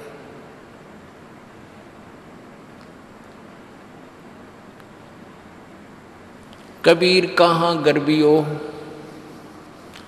कबीर कहाँ गर्बियो, ये देही देख सुरंगे, बिछड़ मिल नहीं जो का चढ़ी भुजंगे। परमात्मा कह रहे हैं, क्या इस सुंदर शरीर ने रोज 3 बार शीशा देख कर इसने राजी हो रहा है। कहते हैं एक बार जब भक्ति नहीं करी रही, छूट गया तो ऐसे जागा जैसे सरफ कैंचुली छोड़ जाया करे, और उस कैंचुली के में फिर दोबारा प्रवेश नहीं कर सकता वो। ऐसे ही वो शरीर एक बार आपका छूट गया तो या पड़ी रह जाएगी आपके ऊपर का कवर, ये कुछ ना, फिर इसने फूकेंगे माटी घेर कर उसमें शमशान घाट में दे लट्ठा और दे सिंगड़ गोंगे, उसका मार फोड़ फूक फाक कर जब उड़द डगेंगे और तय इसमें फूला नहीं समानता। इससे लाभ उठाना है, चाहे किसा भी शरीर है आपका, वृद्ध है चाहे बालक है, जवान है चाहे किसा भी है। अभी आपको बताया था जैसा भी है, कारा काला गोरा, अपनी भक्ति करो, पीछा छुटवाओ या माटी एक सी है सबकी। परमात्मा कहते हैं भाई कहाँ जन्मे कहाँ पाले पोसे और खूब लड़ाए लाडे, ना बेरा इस देह के कहाँ खंडेंगे हाडे, ना जर बेरा कित मारेगा काल। कबीर कहाँ गर्बियो ये काल गह करके से, ना बेरा कित मारेगा यो के घर के परदेश। कहते हैं के फूला फिर ऐसे छोटे से नकली सुख मान रहा तू, और काल जो है तेरे बाल पकड़ेगा। काल गह कर केश, कर माने हाथ, केस माने बाल, और ना बेरा कित मारेगा के घर के प्रदेश। अब आपने उस आंध्र प्रदेश के मुख्यमंत्री की स्थिति देखी, ने कहा रहे किसी जगह मारेगा काल की तो पानी पैनी अभी ना पावे, वहाँ पटका ठाक है 3 दिन मत नो बेरा पट्टा पड़ा कहाँ पर है। तो पुण्यात्माओं बात ये नहीं कि वो मर गए इस तरीके से, लेकिन जो थोड़े से जिनको हम बड़े व्यक्ति मानते हैं उनकी दुर्गति होती दिखे ना, जब ये मन पापी ठीक ठिकाना आ जाता है। आम आदमी तो रोजमर्रा है उसकी तो चिंता नहीं, मानते नहीं। ऐसे जो जिनको हम सुप्रीम पावर माना थे, मुख्यमंत्री बिरानी के पाड़ मानते थे हम बिना ज्ञान में, और उसकी के दुर्गति हुई। कहते हैं जो भक्ति नहीं करता उनके ये बिरान माटी होंगी, और जो परमात्मा का नाम लेता है उनके साथ ऐसा नहीं होगा, ये गारंटीड बात है। अगर इतना भी अंतर नहीं है तो फिर भगवान की आवश्यकता ही समाप्त हो जाती है। ध्रुव प्रहलाद मीराबाई के इतिहास देख लो, मीराबाई को विष पिलाया गया था, विष भी अमृत बन गया उस परमात्मा की भक्ति और शक्ति से। इसलिए पुण्यात्माओं आपको जो ये क्रिया कर रहे हैं आपका घनी काम आओगी। अब तो आपको ना इतना महसूस हो रहा है, लेकिन आने वाले समय में कहते हैं कल्पे कारण कौन है कर सेवा अपनी काम, और मन इच्छा फल देऊंगा जो पड़े मेरे ते काम। आपका मित्र है मुख्यमंत्री, आपका मित्र है प्रधानमंत्री, आपका एक्सीडेंट हो जाता है, एक्सीडेंट में मृत्यु हो जाती है, वो नहीं बचा सकता चाहे आपको कितना ही निकटतम है, वो स्वयं अपनी जान नहीं बचा सकता। तो वहाँ धनी का रोल शुरू हो जाता है, जहाँ परमात्मा का रोल शुरू होता है, जो ऐसे स्थान पर आपकी रक्षा करेगा। तो हमने इन अन्य सहारों को त्याग कर परमात्मा का आसरा ही लेना चाहिए। जैसे द्रौपदी को नंगा किया जा रहा था, दुशासन उसका चीर पकड़ के उतारने को तैयार था, तो पहले तो उसके मन में ये था कि भीष्म पितामह, द्रोणाचार्य और कर्ण जैसे ये हमारे यहाँ पर वयोवृद्ध बैठे हैं, हमारे बुजुर्ग बैठे हैं, इनकी क्या हिम्मत है मुझे नंगी कर देंगे सभा में। सभा में पूरी हजारों की संख्या में आदमी बैठे, और 5 पांडव बैठे वहाँ पर जुए में हार के द्रौपदी को। पहले तो उसने देखा कि भीष्म पितामह, द्रोणाचार्य और कर्ण जैसे योद्धा बैठे हैं, ये सूरवीर व्यक्ति हैं, किसी भी बहन बेटी की बेइज्जती सूरवीर सहन नहीं कर सकता। लेकिन वो उस दुष्ट दुर्योधन के मलिन अन्न को खाकर भीष्म पितामह, द्रोणाचार्य और कर्ण जैसों की भी बुद्धि भ्रष्ट हो गई थी, और वो भी बैठे बैठे देख रहे हैं, वो उसका नंगी करने के लिए तैयार है। तो उनके मन में कितना दोष होगा नालायकों के। या तो खड़ा होकर कह देना था खबरदार जब लड़की का हाथ लगाया निकम्यो, और उन तीनों योद्धाओं में से एक भी खड़ा होकर ये कह दे खबरदार जिस बेटी को हाथ लगाया है, तो दुशासन की औकात नहीं थी उसको दोबारा छू दे कपड़े को। वो इतने सूरवीर थे, उनको सबको पता था, लेकिन ज्ञान बिना और दुष्ट व्यक्ति के संग में अच्छे व्यक्ति भी बुरे बन जाते हैं। इसलिए सत्संग की आवश्यकता पड़ती है, सज्जन पुरुषों के संग की आवश्यकता है। तो ना तो भीष्म पितामह बोला, ना द्रोणाचार्य, ना कर्ण।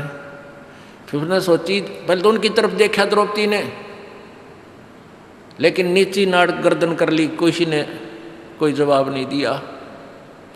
अपने 5 पांडवों की तरफ देखा, जब तक तो ये सोच रही थी ये 5 पांडव इन उद्मस्तार देंगे, जब मेरे साथ भी लगा दिया तो ये मेरे रक्षक हैं, मेरे पति हैं। जब पांचों पांडवों की तरफ देखा तो उन्होंने भी नीची गर्दन कर ली, क्योंकि वो जुए में हार चुके थे।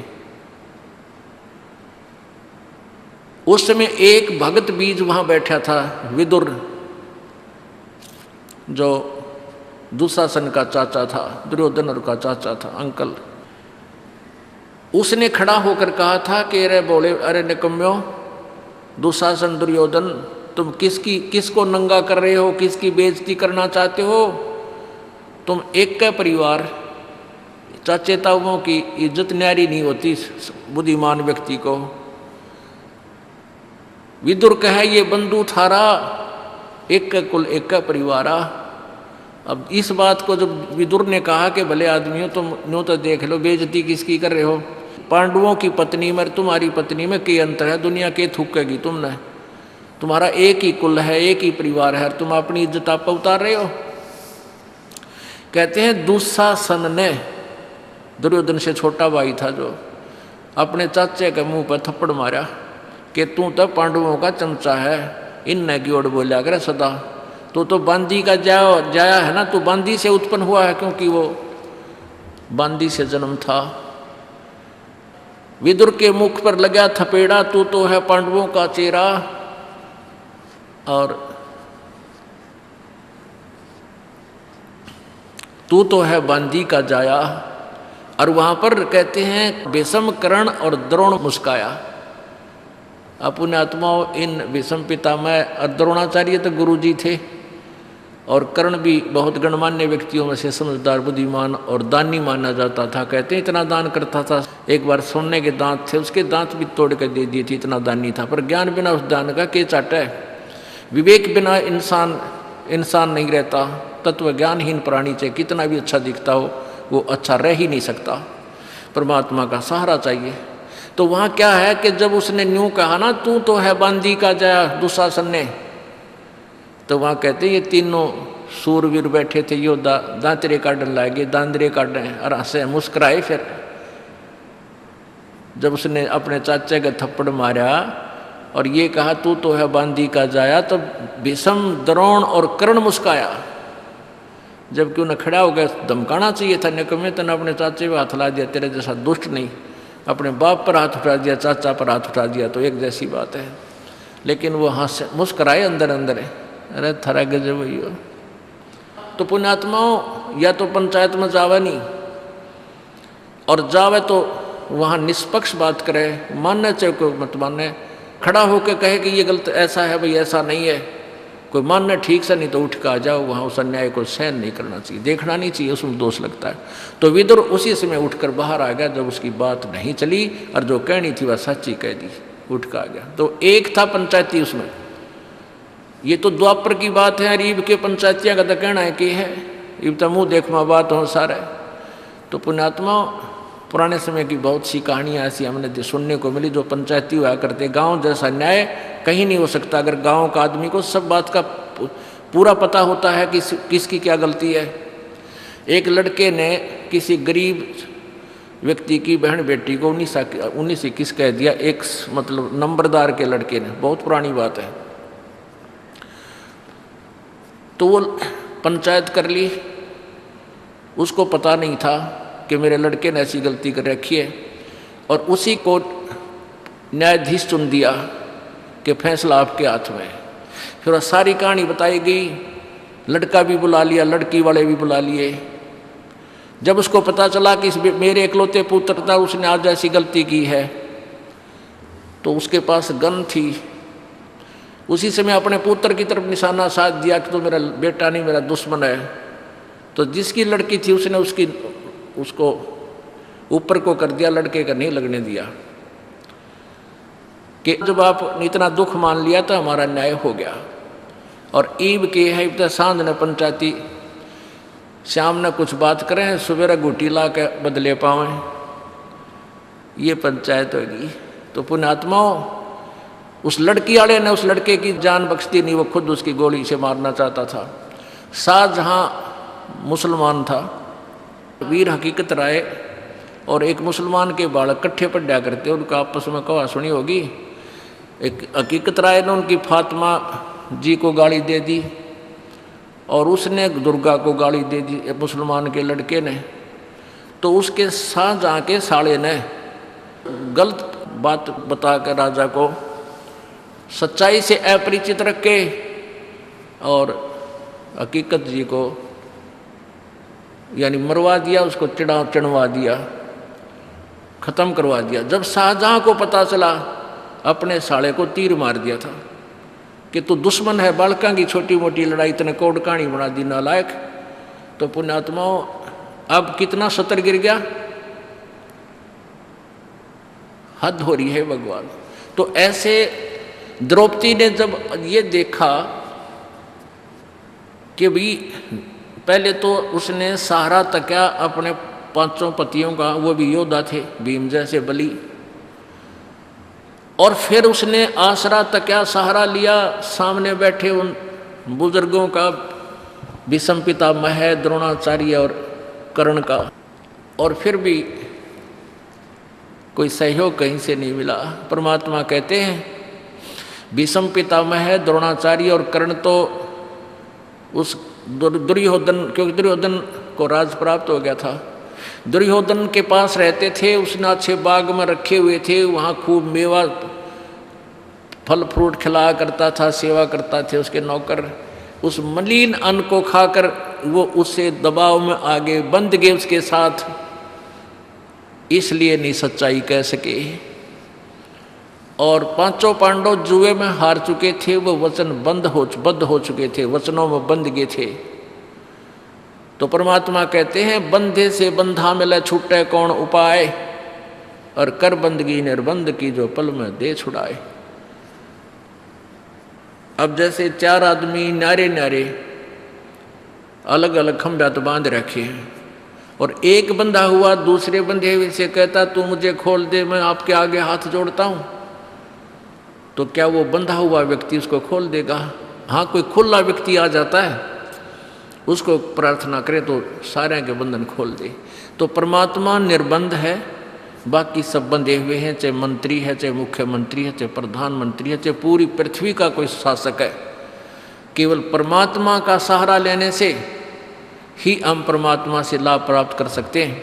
हम दूसरे का सहारा लेते हैं तो परमात्मा पीछे हट जाता है। इसलिए हमने अपने ईश्वर को आगे रखना चाहिए प्रत्येक काम में। देखो, आप डॉक्टर के पास जाते हो, डॉक्टर दवाई दे देता है, आपको आराम हो गया, तो हमारे मन में ये आता है डॉक्टर की दवाई से नहीं, भगत के मन में ये आओगा कि मेरे परमात्मा ने दया करी, नहीं तो वो डॉक्टर दवाई दे उसका रिएक्शन कर जाती है दूसरे आदमी का। दवाई देता है वह दूने एक्शन शुरू कर देती है, वो लगती है कोई ना।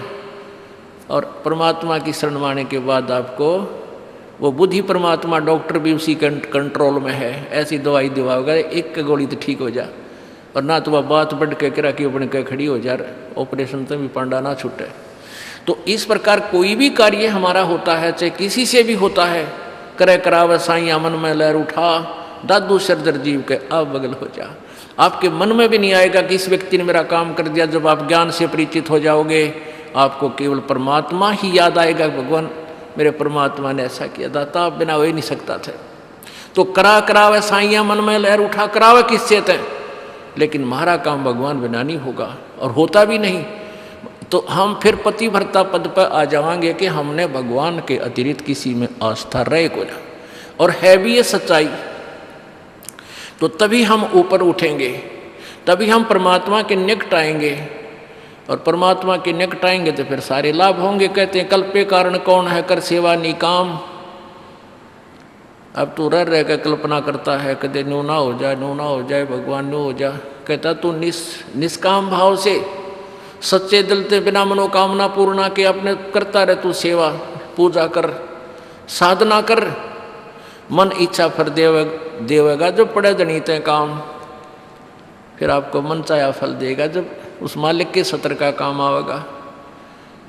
हम के मांगा, हाँ मैस नहीं ना हुई है, आज दूध ना दिया, ठीक है गरीब आदमी ने इतना दुख बतेरा है यो भी, लेकिन आप भक्ति करो, जो मर्यादा हमने बता दी, इस नाम को जपते रहो। इसके जपने से, साधना करने से ये जो संसारिक सुख है आपके आप होंगे। इस मंत्र में, इस भक्ति में ये बट नेचुरल है, ये बाई प्रोडक्ट है इस भक्ति का, जिसको तुम मांग रहे हो। जैसे किसान ने गेहूं बोने हैं, गेहूं बीजने का मुख्य उद्देश्य है अपनी जीवन रक्षा करने का, परिवार की जान बचाने का, कि हमें गेहूं मिले, कणक मिले। उसके लिए भूसा उसका उद्देश्य नहीं होता, वो तूड़ा उद्देश्य नहीं होता। अब देखा हमने कई पहले बड़े बड़े फार्म जिसके 20-20, 50-50 एकड़, 40-40, 100-100 एकड़ ज़मीन है, वो क्या करते हैं कि कंबाइन से कटा देते हैं। वो ऊपर ऊपर से गेहूं निकाल लेते हैं और तूड़ा भूस पड़ा रहे वहाँ पर ऐसे छोड़ देते थे। उनका उद्देश्य गेहूं ही प्राप्त करना था। तो ऐसे ही हमारा उद्देश्य मोक्ष प्राप्ति है, और उसमें फिर वो तूड़ा जो है आप हो जाएगा। जैसे आपने गेहूं बीजे हैं तो तूड़ा यानी भूस तो होगा ही होगा, पहले भूस होगा और पाछे गेहूं मिलेगा। तो आप यदि उद्देश्य मोक्ष ही मानकर यहाँ कार्य करोगे, भक्ति करोगे, तो यहाँ संसारिक सुख तो आपको मिलेंगे ही मिलेंगे, ये तो हो ही नहीं सकता। ये बाई प्रोडक्ट है इस भक्ति का। और हम मांगने तूड़ा आवे हैं, हम डिमांड ही इसकी करते रहते हैं, यूँ हो जा यूँ हो जा। कोई नहीं, नए नए बच्चे आते हैं, उनको ज्ञान नहीं, उनको तो हम कहते बेटा होगा, और होगा ऐसी बात नहीं, क्योंकि आपके भाग्य में नहीं है वो वस्तु। भाग्य में नहीं रही, प्रारब्ध में नहीं रही, तो आपत्तियां आई आपके ऊपर, पाप कर्म आपके बढ़ गए, तो परमात्मा कुछ फर्स्ट तो आपको अपने कोटे में तय आपको देगा, कबीर भगवान देगा इस दास के माध्यम से, और आपको राहत मिलनी शुरू होगी, ताकि आपका दिल डटे कि ये परमात्मा है या कबीर भगवान है हमारा। अब धर्मदास जी ने कबीर परमेश्वर जी से पूछा कि हे भगवान, कोई आप चमत्कार नहीं दिखाते।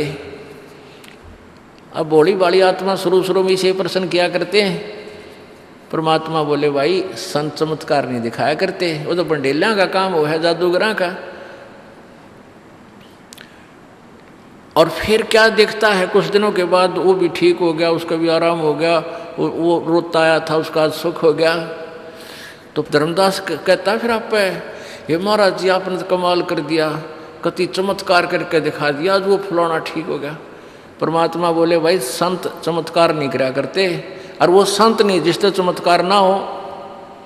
अब दोनों बात है, जातुरन्यो हो जाएगा, जातुरन्यो, ये ऐसे संत नहीं कहा करते, वो तो ड्रामेबाज और माया के लोभी बकवास किया करते हैं। संत चमत्कार नहीं दिखाते, नहीं करते, और वो संत नहीं जिससे चमत्कार ना हो। अब दोनों बात हैं, समझदार समझ गए होंगे। अब प्रसंग चल रहा था कि हमने परमात्मा को ही आधारित मानकर चलना पड़ेगा, और परमात्मा में कितनी श्रद्धा हो कि साईं यो मत जानियो प्रीत घटे मम चहत, मरूं तो तुम सुमरत मरूं जीवत सुमरू नत। अब एक भक्त की कैसी भावना होनी चाहिए अपने परमात्मा के प्रति। परमात्मा में इतना प्यार, इतना कसक, इतना लगाव हो कि भगवान को ऐसे ही मत समझना, परमात्मा को ऐसे ही ना समझना, मेरे दिल में प्रीत कम ना हो जा। साईं यों मत जानियो प्रीत घटे मम चत, और मरूं तो तुम सुमरत मरूं और जीवित समरू नित। कि परमात्मा को ऐसे ही कोई ऊपरले भाव से ही इसमें लगाव मत बनाना। परमात्मा ऐसी वैसी चीज नहीं है, ये बहुत ही इम्पोर्टेंट वस्तु है, और इसको ऐसी वैसी बात मत समझना। यानी जिसका नाम भगवान और सारी सुख दे, और फिर हम उसको ऐसे वैसे ऊपरले भाव से उसमें लगाव रखते हैं। आपने गरीब आदमी ने 10,000 रुपये मिल जा कहीं से, चाहे वो उधारे मिल लो या उसके अपने कोई मिल गए, तो उस निर्धन को पता है वो 10,000 रुपया न कहाँ छुपाता फिरेगा और कहाँ छुपा होगा, कदे कोई बालक ना निकाल ले, मुश्किल से मिले हैं, ये करूँगा वो, कितनी उसकी वैल्यू से परिचित है। और हम भगवान हमें कितना सुख देता है उसकी वैल्यू से हम परिचित नहीं है, इसलिए उसमें इतना लगाव, इतना जो ना हमारा संपर्क नहीं बन पाता। तो परमात्मा कहते हैं साईं यूँ मत जानियो या प्रीत घटे ममचत, इसने ऐसे ना समझना भगवान को, नहीं तो फिर आपके हृदय में प्रेम कम हो जाएगा। और कहते हैं इतना लगाव करे मरूं तो तुम सुमृत मरूं और जीवित समरू नित। कहते हैं परमात्मा में कितनी, उस सुमरण में परमात्मा से कितना लगाव हो आपका। जैसे चंद्रमा के साथ एक चकोर पक्षी का होता है, एक चकोर पक्षी होता है, वो कव्वे के आकार का होता है, थोड़ा सा बड़ा इससे, और वो क्या करता है कि चंद्रमा जब उदय होता है तो उसका कलर लाल लाल होता है, तो वहीं से उसकी नज़र टिक जाती है पर पेड़ के ऊपर। वो ऐसे सूखे पेड़ पर बैठता है, जो ऐसी टहनी पर बैठता है कि चंद्रमा और मेरे बीच में बाधा ना हो जा। तो वो चंद्रमा जब उदय होता है वहाँ से चलता है ऐसे, तो उसकी नज़र ऐसे ही रहती है, ऐसे ऐसे। जब चंद्रमा शिखर में आता है तो ऐसे करने लग जाता है, और जब चंद्रमा इधर चला जाता है वो तो ऐसे होकर गिर जाता है, वो नीचे गिर जाता है, गिर के उसकी गर्दन टूट जाती है, और गर्दन टूटने के बाद भी पड़ा पड़ा अपने दुख की परवाह ना करके और चंद्रमा अस्त होने तक उसी में नज़र रखता है। कहते हैं ऐसा लगाव करो अपने परमात्मा से जैसे चांद चकोर है, तो पुण्यात्मा इस प्रकार परमात्मा पाया जाएगा। बोलो सतगुरुदेव की जय।